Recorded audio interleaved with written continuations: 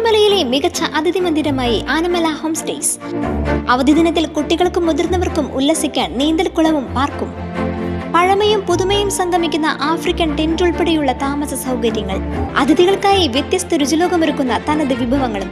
Anamala home stays, Kattukulam, Thiruvillwamala. Erumapetty panchayat ഭരണസമിതി യോഗത്തിൽ കോൺഗ്രസ് മെമ്പർമാർ നടത്തിയ പ്രതിഷേധം രാഷ്ട്രീയ പ്രേരിതമാണെന്ന് പ്രസിഡന്റ് ബിന്ദു ഗിരീഷ്. സ്ത്രീ സുരക്ഷാ പെൻഷൻ സംബന്ധിച്ച അടിയന്തര യോഗമാണ് പ്രതിപക്ഷം തടസ്സപ്പെടുത്തിയത്. വാർഡുകളോട് വിവേചനം കാണിക്കുന്നു എന്ന ആരോപണം അടിസ്ഥാനരഹിതമാണെന്നും എല്ലാ മെമ്പർമാർക്കും തുല്യ പരിഗണനയാണ് നൽകുന്നതെന്നും പ്രസിഡന്റ് വ്യക്തമാക്കി. നമ്മുടെ ഭരണസമിതി അധികാരത്തിൽ വന്നിട്ട് ഇപ്പോൾ 1 മാസമാണ് കഴിഞ്ഞിട്ടുള്ളൂ. തികച്ചും മെമ്പർമാർ പറയുന്ന ആവശ്യങ്ങൾ ഇപ്പോൾ റിവിഷനിൽ ഉൾപ്പെടുത്തിക്കൊണ്ടാണെങ്കിലും നമ്മൾ ഭരണപക്ഷമെന്നോ പ്രതിപക്ഷമെന്നോ ഇല്ലാതെയാണ് നമ്മൾ പ്രൊജക്റ്റുമായിട്ട് മുന്നോട്ട് പോയത്.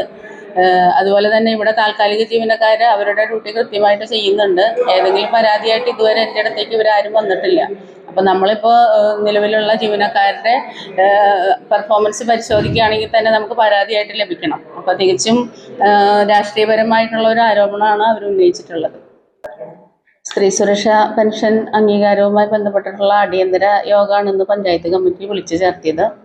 അതിൽ പ്രതിപക്ഷം അജണ്ടയിലില്ലാത്ത കാര്യവുമായിട്ടാണ് മുന്നോട്ട് പോയി പ്രതിഷേധം രേഖപ്പെടുത്തി ഇറങ്ങിപ്പോയത്.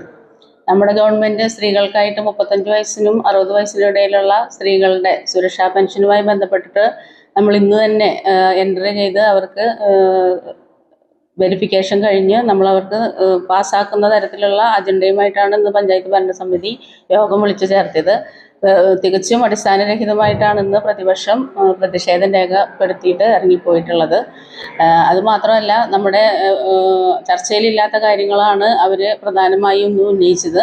അത് തികച്ചും പഞ്ചായത്ത് ഭരണസമിതിക്ക് അതിനോട് യോജിച്ച് പോകാനാവില്ല. കാരണം തികച്ചും അടിസ്ഥാനരഹിതമായ കാര്യങ്ങളാണ് ഇന്നവർ യോഗത്തിൽ ഉന്നയിച്ചിട്ടുള്ളത്.